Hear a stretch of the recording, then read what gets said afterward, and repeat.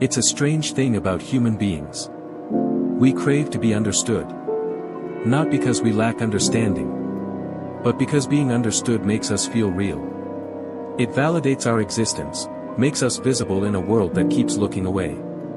But here's the quiet tragedy. The more you try to be understood, the more invisible you become. Because the effort itself, the constant explaining, clarifying, defending, begins to distort your essence. You start speaking not from truth, but from a rehearsed version of yourself, designed to be acceptable. And before you realize it, you've turned your soul into a presentation, polished, structured, and utterly lifeless. You say something from a deep place, a feeling, an intuition, a quiet knowing. And someone misunderstands. They twist it, simplify it, turn it into a judgment. And suddenly, you're scrambling to fix their perception, trying to tidy up their misunderstanding, trying to make them see you clearly again. But the paradox is, the more you try to correct their vision, the blurrier you become in their eyes. Because they're not looking at you. They're looking at their idea of you. You're not fighting confusion. You're fighting projection. And projection always wins. Have you noticed how exhausting it is to keep explaining yourself to people who already decided what you meant before you even opened your mouth? It's like trying to wake someone who's pretending to sleep. They'll never open their eyes. Because it's not ignorance that blinds them. It's choice. There's an ancient saying, when the student is ready, the teacher appears. But the reverse is also true. When the listener is closed, the truth disappears.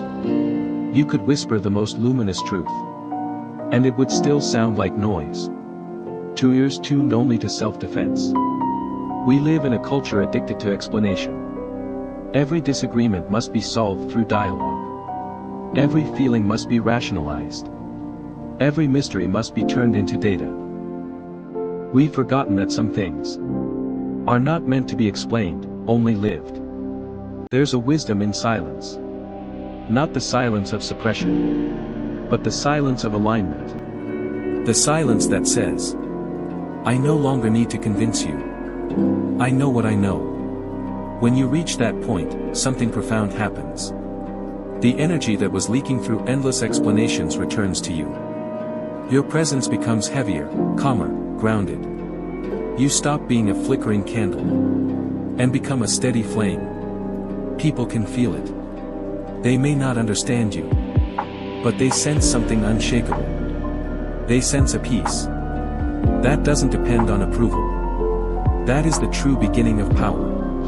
Let me tell you a story. There once was a woman who spent her life trying to prove her kindness. Every time someone misunderstood her intentions, she explained herself. Every time someone doubted her, she worked harder to show she was good. Until one day, an old mystic told her, stop proving your purity to those who feed on misunderstanding. Let them choke on their own stories. At first, she thought the mystic was cruel. But as she sat with his words, she saw the truth. Her kindness had become a performance, a survival mechanism. And she realized that true goodness doesn't explain itself. It simply is. That day, she stopped explaining. She stopped clarifying. She stopped defending. And for the first time in her life, she felt clean. People grew uncomfortable with her silence. Some called her arrogant. Others said she had changed. But she hadn't changed. She had simply stopped negotiating her peace. That's what happens when you stop needing to be understood. You start existing on your own terms. And the world, accustomed to feeding on your explanations, begins to starve. They'll accuse you of being distant.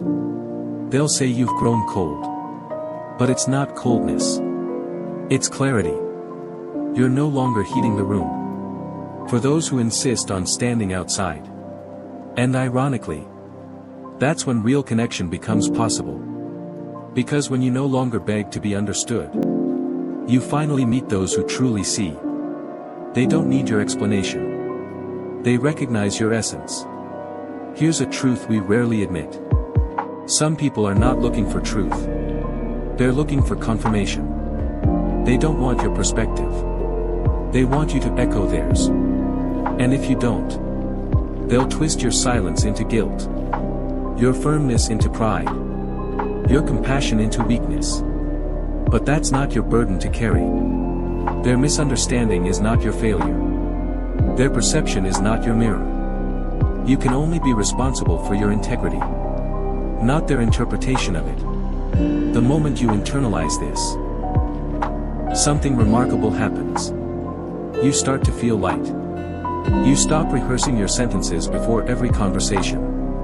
You stop replaying arguments in your mind, trying to find better wording. You stop bleeding energy into other people's delusions. And for the first time, you begin to live from the center, instead of the circumference.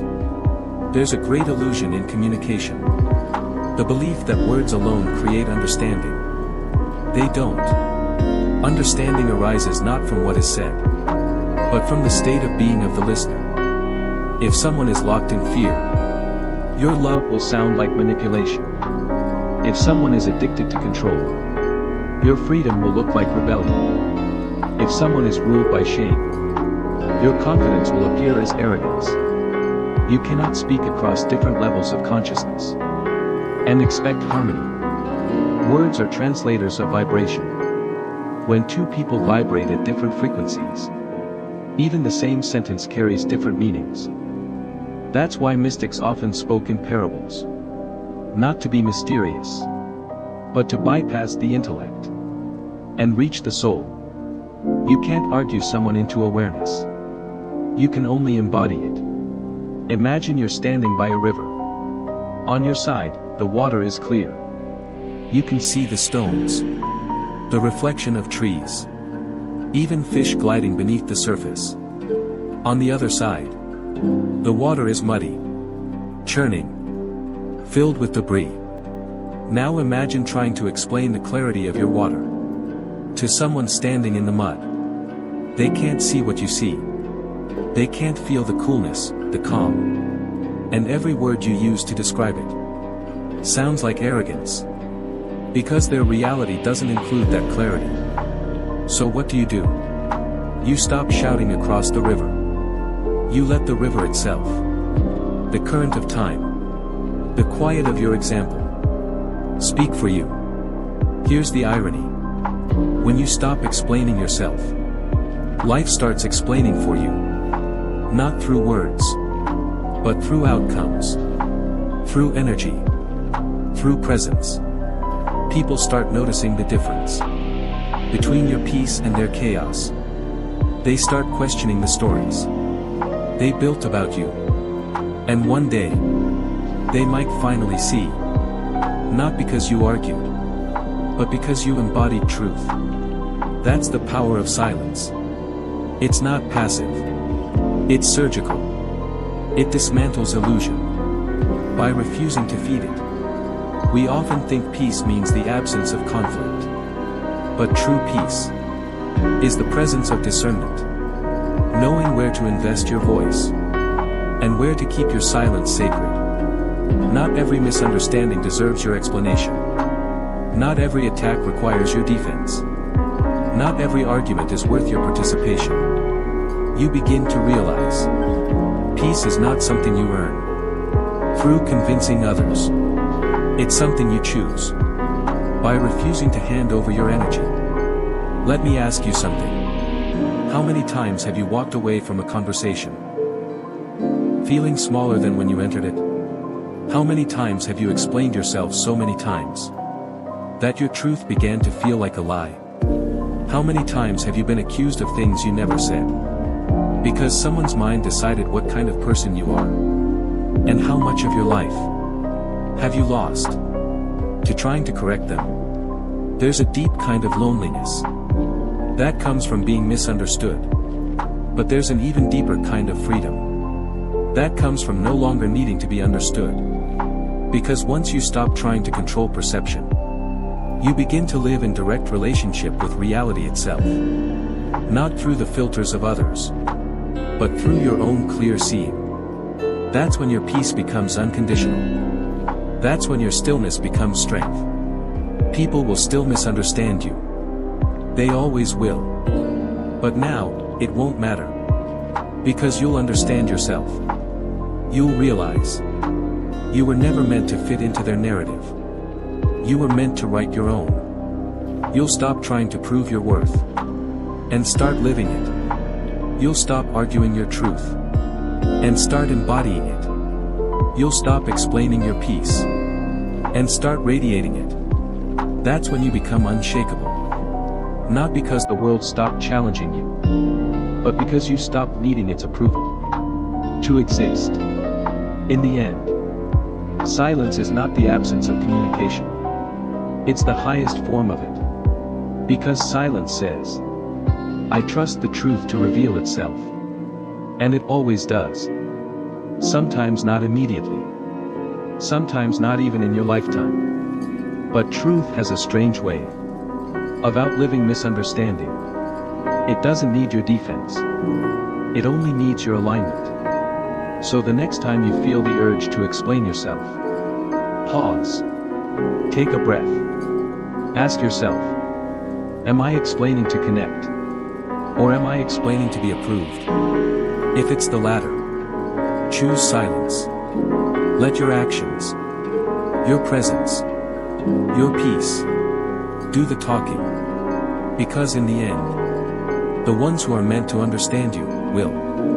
Not because you convinced them, but because they're tuned to the same frequency. Everyone else, let them watch their movie. You've got your own story to live. And it's far too beautiful to waste on explanations.